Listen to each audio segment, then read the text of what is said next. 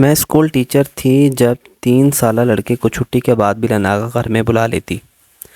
ایک دن گرمی بہت زیادہ تھی، دوپہر کا وقت تھا جب میں بنا کپڑوں کے صوفے پر، ہمارے گھر میں اکثر فاقے ہی رہتے تھے۔ ایسے میں اگر امی سلائی کڑھائی کا کام کو جاری نہ رکھتیں تو شاید ہمیں 2 وقت کا کھانا بھی میسر نہ ہوتا۔ امی ابا کو جب سمجھاتی تو ابا آگے سے بگڑنے لگتے، تو امی ان کو کہتی کہ پہلے کی بات اور تھی، اب آپ ایک بیٹی کے باپ ہیں، آج بچی چھوٹی ہے تو کل وہ بڑی ہوگی تو لوگ ایسے میں اس کا رشتہ کرنے کے لیے کیسے ہمارے گھر میں داخل ہوں گے۔ اگر آپ نے خود کو نہ سدھارا تو پھر اپنی بیٹی کا کسی اچھے گھرانے میں رشتہ بھول جائیں۔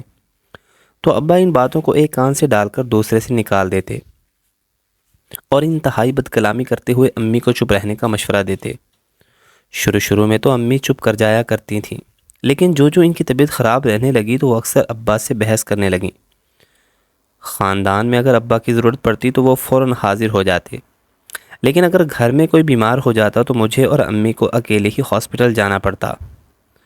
مجھے کبھی یاد نہیں پڑا کہ وہ میری ماں کی بیماری میں ان کے ساتھ ہاسپٹل گئے ہوں، یا ان کی بیماری میں انہوں نے پیار سے بھی ان کو پوچھا ہو۔ امی اپنی ناقدری پر ہمیشہ آنسو بہا کر چپ ہو جاتیں، لیکن جب میری طرف دیکھتیں تو رونا شروع ہو جاتی۔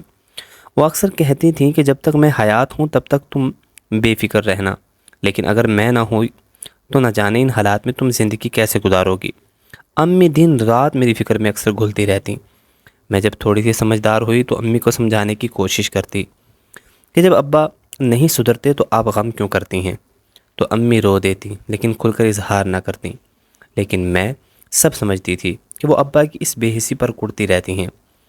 باہر اگر کسی کو پیسوں کی ضرورت ہوتی تو ابا ادھار کر کے بھی انہیں کسی نہ کسی طرح مدد کرتے، لیکن گھر میں اگر کسی چیز کی ضرورت پڑ جاتی تو ابا کبھی بھی اس چیز کی کمی پوری نہ کرتے۔ امی نے انتہائی مشکل حالات میں سلائی کا کام پکڑا، لیکن زیادہ عرصے تک وہ اس کام کو نہ کر پائیں، کیونکہ ان کی صحت اس قابل نہیں تھی کہ وہ تا دیر مشین کے آگے بیٹھ سکتی۔ زندگی کی گاڑی اب چلانی مشکل ہوتی جا رہی تھی کہ دوسری طرف میرے سکول جانے کی عمر بھی ہو گئی، لیکن ابا کو اس بات کی قطعاً کوئی پرواہ نہ تھی۔ امی نے جب میرے سکول میں ایڈمیشن کی بات کی تو وہ امی سے ہی اکھڑ گئے اور چلا کر بولے، لڑکیوں کا کیا کام ہے پڑھنے لکھنے سے، اسے چولہا چوکا سکھاؤ، یہی اسے کام آئے گا۔ تو امی کہتی، میں نے اپنی زندگی میں یہی سیکھا ہے، اگر لڑکیاں 4 جماعتیں پڑھ جائیں تو اپنا مشکل وقت آسانی سے کاٹ لیتی ہیں۔ اگر میں بھی کچھ جماعتیں پڑھ چکی ہوتی تو آج میں آپ کے سامنے ہاتھ نہ پھیلا رہی ہوتی۔ تو ابا انتہائی غصے سے امی کی طرف دیکھتے ہوئے بولے کہ تجھ جیسی بانجھ عورت کو جتنا بھی کھلا پلا لو وہ تمہاری ناشکری پھر بھی ختم نہیں ہوتی۔ ارے یہ کیا کم ہے کہ میں نے تیری جیسی عورت کو گھر میں رکھا ہوا ہے، کبھی بیٹے کی طلب منہ پر نہیں لایا، حالانکہ کیا میری یہ خواہش نہیں تھی کہ میرا بھی ایک بیٹا ہوتا جو کل میرا بازو بنتا؟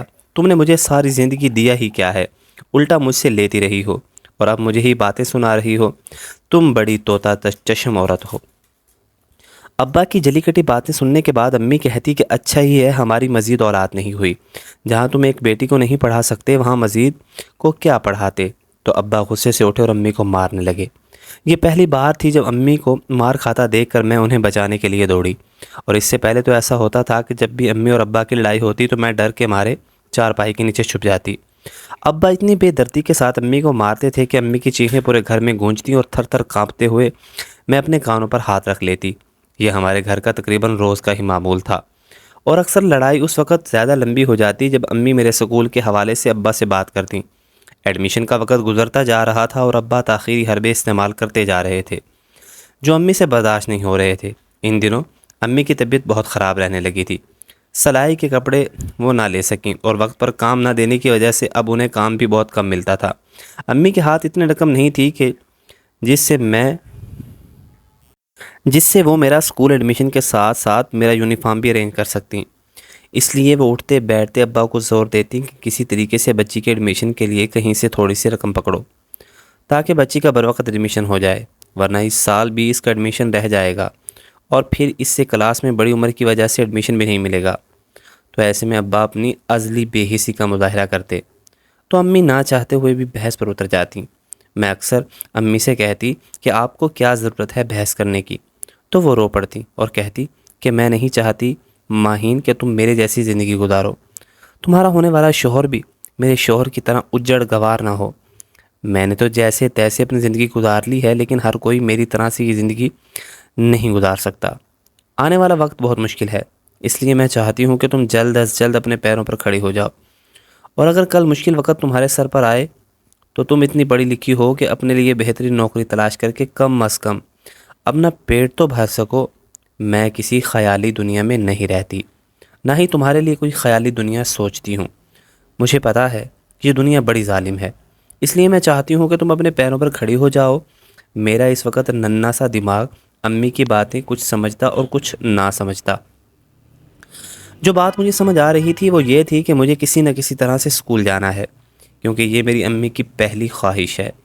میں نے کبھی بھی اپنی ماں کو کوئی خواہش کرتے نہیں دیکھا تھا، لیکن میرے لیے اور میرے اسکول کی خواہش میں وہ جیسے تڑپ رہی تھی، تو میں بس یہی چاہتی تھی کہ کسی طرح سے ان کی یہ خواہش پوری ہو جائے۔ اس لیے میں ہر وقت یہی دعا کرتی رہتی تھی کہ یا اللہ میرے ابا کے دل میں نرمی پیدا کر دے تاکہ میری ماں کی یہ خواہش پوری ہو جائے۔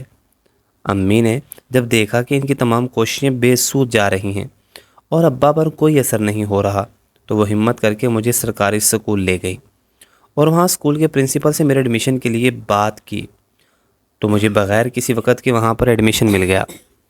لیکن اسکول یونیفارم کے لیے امی کے پاس پیسے نہیں تھے، تو امی ان کے سامنے رو پڑی اور کہنے لگی کہ میں یہاں تک تو اس کو لے آئی ہوں، لیکن آگے کتابیں اور یونیفارم دلوانا میرے بس کی بات نہیں۔ اگر آپ برا نہ مانیں تو یہ گھر کے کپڑوں میں ہی پڑھنے کے لیے آ جائے۔ تو اسکول کی پرنسپل بہت حیران ہوئی اور اس نے امی سے کہا، گھر کے کپڑوں میں؟ اگر ہم آپ کی بچی کو اجازت دیں گے تو پھر باقی والدین بھی یہ اعتراض کریں گے، تو ہمارے لیے تو پھر بہت ہی مشکل ہو جائے گا۔ ہم کس کس کو جواب دیں گے؟ یہاں تو ہر دوسرا بندہ ہی مجبور ہے اور بے بس ہے۔ پھر انہوں نے امی سے پوچھا کہ کیا اس کے والد حیات ہیں؟ تو امی کی آنکھوں میں آنسوں کی جھڑی لگ گئی۔ پرنسپل سمجھی کہ شاید میں یتیم ہوں، لیکن امی نے ایک دم سے جب انہیں بتایا کہ اس کے والد حیات ہیں تو اسکول کی پرنسپل حیران ہوئی۔ تو کیا وہ کوئی کام کاج نہیں کرتے؟ تو امی نے بتایا کہ وہ ایک اسکول میں چپڑاسی کی جاب کرتے ہیں۔ تو اسکول کی پرنسپل نے حیران ہو کر کہا، کمال ہے، اگر وہ جاب کرتے ہیں تو پھر اس بچی کے لیے یونیفارم یا کتابوں کا کیا مسئلہ پیدا ہو گیا؟ تو امی خاموش ہو کر سر جھکا کر بیٹھ گئیں اور اپنی انگلیاں بے بسی سے مروڑنے لگیں۔ امی کی خاموشی دیکھ کر اسکول کی پرنسپل نے مزید ان سے کوئی سوال نہ کیا۔ وہ بہت ہی خدا ترس عورت تھی، ڈھکے چھپے انداز میں امی کی پریشانی کی تہہ تک پہنچ گئی باقی، اور پھر چپکے سے اپنے پرس سے کچھ رقم نکالی اور امی کے ہاتھ پر رکھ دی۔ امی نہیں لینا چاہتی تھی، لیکن انہوں نے اصرار کیا، یہ رکھ لو، اس سے بچی کی یونیفارم بنوانا اور سکول کا بستہ اور کتاب لے لینا، باقی اسے پڑھنے کے لیے بھیجو، کیونکہ اب لڑکیوں کی تعلیم پہلے سے بھی زیادہ ضروری ہو گئی ہے۔ تو امی نے روتے ہوئے ہاتھ بلند کیے اور انہیں بے تحاشا دعائیں دیں اور مجھے لے کر خوشی خوشی وہ بازار گئیں، جہاں سے انہوں نے میرے لیے یونیفارم لیا، سکول کا بستہ اور کتابیں لیں اور گھر واپس آئیں، اور پھر ساری رات بیٹھ کر انہوں نے میرا یونیفارم سیا۔ میں نے پہلی بار اپنی ماں کے چہرے پر اتنا جوش و خروش دیکھا تھا، جانے کیوں میرے دل میں بھی علم کی شمع سی جاگ گئی، اور میں نے اسی وقت یہ فیصلہ کیا کہ میں اتنا پڑھوں گی کہ اپنی ماں کے سارے خوابوں کو پورا کر سکوں۔ میں نے اپنی ساری کتابیں اور بیگ اپنی چارپائی کے سرہانے کے پاس رکھا اور وہیں پر لیٹ گئی۔ صبح مجھے اسکول کے یونیفارم میں تیار ہوتا دیکھ کر ابا نے حیرانگی سے امی سے پوچھا کہ یونیفارم اور کتابیں کہاں سے آئیں؟ کل تک تو تم کسی بھکاری کی طرح میرے سامنے کھڑی تھی۔ اس کا مطلب ہے کہ تمہارے پاس پیسے ہوتے ہیں، لیکن بس مانگنے والی عادت تمہاری کبھی نہ گئی۔ وہ امی کو لتاڑنے لگے تو امی خاموش رہیں، جانتی تھی کہ ان کی باتوں کا جواب دینے کا کیا نتیجہ نکلے گا۔ وہ نہیں چاہتی تھی کہ میرا اسکول کا پہلا دن ان بیکار باتوں کی نظر ہو جائے، اس لیے خاموش رہیں اور چپ چاپ مجھے تیار کرتی رہیں۔ امی کی خاموشی ابو کو پسند نہ آئی اور انہوں نے اٹھ کر امی کو بالوں سے پکڑا اور کہا کہ میں نے کچھ پوچھا ہے، یہ پیسے تجھے کس یار نے دیے ہیں جو تو بولنے سے بھی رہ گئی ہے؟ تو امی نے ایک دم پلٹ کر زوردار دھکا ابا کو دیا تو وہ لڑکھڑاتے ہوئے گرتے گرتے بچے۔ اس سے پہلے کہ وہ امی پر ہاتھ اٹھانے کے لیے آتے، میں درمیان میں آ گئی اور ایک دم سے بولی، ابا یہ پیسے اسکول کے پرنسپل نے امی کو دیے ہیں، ہمارے اسکول میں یونیفارم اور کتابیں مفت ملتی ہیں، تو امی وہیں سے لے کر آئی ہیں۔ تو ابو امی کو غصے سے دیکھتے ہوئے باہر چلے گئے۔ تو امی نے میرا ہاتھ پکڑا اور دروازے کو تالا لگایا اور تیز تیز قدموں سے مجھے اسکول لے جانے لگیں، اور یہ سلسلہ 10ویں تک یوں ہی چلتا رہا۔ وہ میری خاطر صبح شام سلائی مشین چلاتی رہیں۔ جہاں کہیں تھک کر رکتی تو ایک دم مجھے پڑھانے کے مقصد کے تحت وہ دوبارہ حوصلہ کرنے لگتی۔ میں نے جس دن سے اسکول میں داخلہ لیا تھا اس دن سے 10ویں تک کوئی رات ایسی نہیں تھی کہ جب اپنی ماں کو سلائی مشین پر بیٹھے ہوا نہ دیکھا ہو۔ بس میری ایک ہی زندگی میں خواہش تھی کہ میں اتنا پڑھ لکھ کر اس قابل ہو جاؤں کہ اپنی ماں کو 2 گھڑی سکون کا سانس لینے دوں۔ اس دوران امی کے وقت کے ساتھ ساتھ بہت زیادہ کمزور اور بیمار ہوتی چلی گئیں۔ ایک وقت تو ایسا بھی آیا کہ وہ جو بھی کھاتی الٹی کر دیتی۔ ابا کی ناقدری، گھر کے حالات، میری تعلیم کی فکر نے امی کو وقت سے پہلے بوڑھا کر ڈالا۔ لیکن اب جوان جو ان کی بیماری کا سلسلہ شروع ہوا تو میں ڈر سی گئی اور امی کے آگے ہاتھ جوڑے کہ خدارا ڈاکٹر کو چیک تو کروا لیں، کیا خبر ایسا کیوں ہو رہا ہے۔ پھر میں سرکاری ہاسپٹل میں امی کو زبردستی لے گئی۔ وہاں پر ایک نیک دل ڈاکٹر نے امی کے ٹیسٹ کروائے اور جب ان ٹیسٹوں کا نتیجہ سامنے آیا تو میرے پیروں تلے زمین نکل گئی، کیونکہ ان ٹیسٹوں کی روشنی میں امی کو معدے کا کینسر تھا اور ان کے پاس زندگی کی مہلت بہت ہی کم رہ گئی تھی۔ میں ہر وقت امی کی طبیعت کی وجہ سے روتی رہتی۔ تو ایک دن امی نے تنگ آ کر مجھے کہا، تمہارے بورڈ کے پیپر ہونے والے ہیں، اگر تم یوں ہی میری فکر میں گھلتی رہی تو اتنے برسوں کی محنت مٹی میں مل جائے گی، اور اگر ایسا ہوا تو تمہاری ماں تو پہلے ہی مر جائے گی۔ میں امی کی یہ بات سن کر ان کے ہونٹوں پر ہاتھ رکھا اور کہا، امی خدا کے لیے ایسی باتیں نہ کریں، آپ نے میرا سوچا ہے کہ میں آپ کے بغیر کیا کروں گی؟ تو امی نے میری طرف بڑے غور سے دیکھا اور مجھے کہا، ماہین میری ایک بات یاد رکھو، یہاں سب اکیلے آئے ہیں اور اکیلے ہی جانا ہے، اس لیے کوئی کسی کے جانے کے بعد مرتا نہیں ہے، لہذا اپنی زندگی جینے کی کوشش کرو۔ تم میرے بارے میں جان تو گئی ہو کہ میرا وقت بہت کم رہ گیا ہے، لہذا کوشش کرو کہ پڑھنے کے لیے اپنا ذہن بناؤ۔ میری طرح زندگی مت گزارنا، نہیں تو ساری زندگی یوں ہی خون تھوکتے تھوکتے گزارو گی اور حاصل کچھ بھی نہیں ہوگا۔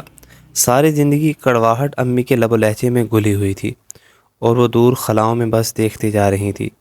میں ان کے پیروں میں بیٹھے دیر تک ان کے چہرے کو دیکھتی چلی گئی اور آنسو میرے گالوں کو بھگوتے چلے گئے۔ پھر اچانک مجھے یہ خیال آیا کہ جس دن یہ چہرے بھی نہیں دیکھ سکوں گی اس دن میرا کیا حال ہوگا۔ یا اللہ میری ماں کو مجھ سے بھی زیادہ لمبی عمر دے، بلکہ میری ہی عمر انہیں لگا دے۔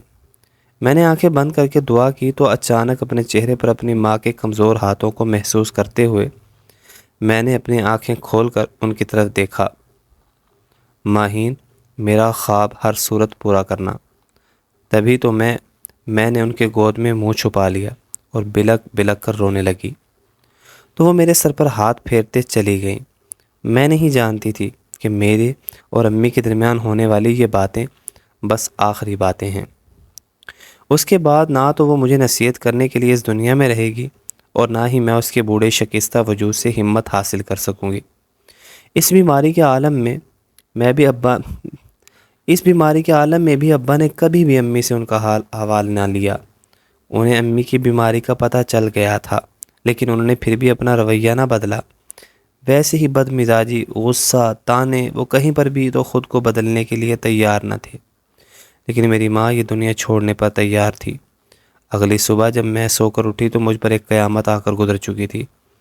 امی کا جسم بالکل سرد تھا، ان کی آنکھیں بے نور تھیں، وہ یہ دنیا ہمیشہ ہمیشہ کے لیے چھوڑ کر چلی گئیں۔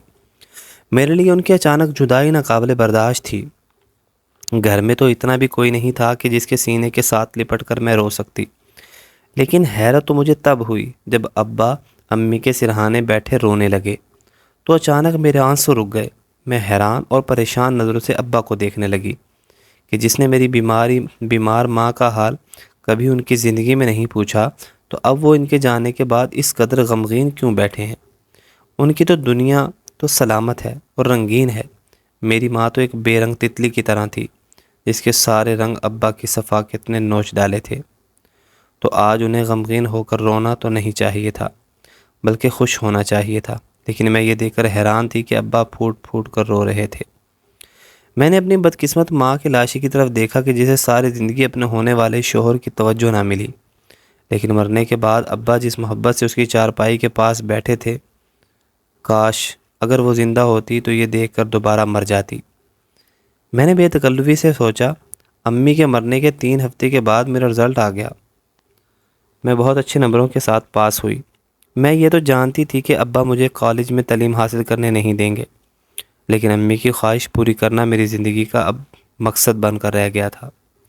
میں جانتی تھی کہ میری ماں مرتے مر گئی، لیکن مجھے اپنے خوابوں کا امین بنا گئی۔ بھلا میں بددیانتی کیسے کرتی؟ میں نے محلے کی نکڑ میں ہی ایک پرائیویٹ سکول میں جاب کرنے کی ٹھان لی۔